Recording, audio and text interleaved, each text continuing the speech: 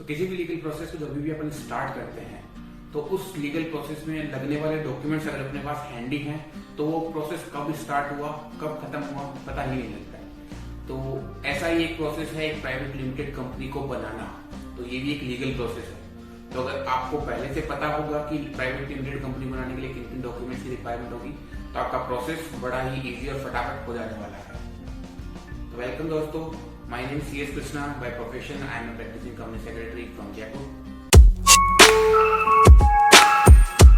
तो दोस्तों, जब भी आप एक प्राइवेट लिमिटेड कंपनी बनाने के लिए जाते हो तो उसकी जो सबसे पहली फर्स्ट रिक्वायरमेंट जो होती है वो होता है उस कंपनी का नाम। यानी कि जब भी आपको एक प्राइवेट लिमिटेड कंपनी बनानी है उसका आपको एक नाम रखना होगा यूनिक सा।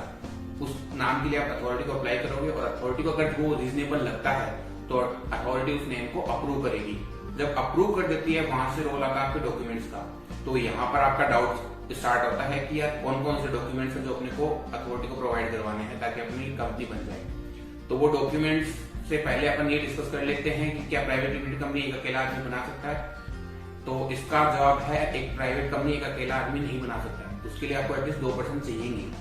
अब इन 2% के क्या क्या डॉक्यूमेंट्स अपने को चाहिए। अब इन 2% के अपने को चाहिए उनका पैन कार्ड, उनका आधार कार्ड, उनका बैंक स्टेटमेंट, उनकी फोटो और उनके डिजिटल सिग्नेचर। अब शायद ये सवाल भी आपके मन में आ रहा होगा कि यार ये जो 2% हैं ये आपस में रिलेटिव होने चाहिए या नहीं होने चाहिए ऐसा कुछ।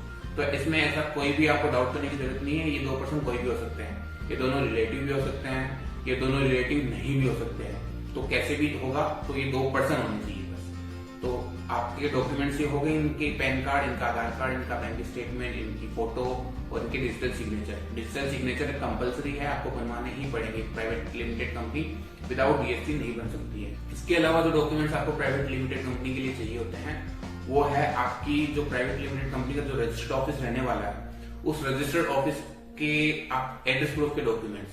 तो उन एड्रेस प्रूफ के डॉक्यूमेंट्स में आप क्या लगा सकते हो? उस एड्रेस प्रूफ के डॉक्यूमेंट में आप लगा सकते हो इलेक्ट्रिसिटी बिल के साथ में ओनर की NOC लगा सकते हो। इसके अलावा अगर थर्ड पर्सन की प्रॉपर्टी है तो आप रेंट एग्रीमेंट बना के लगा सकते हो।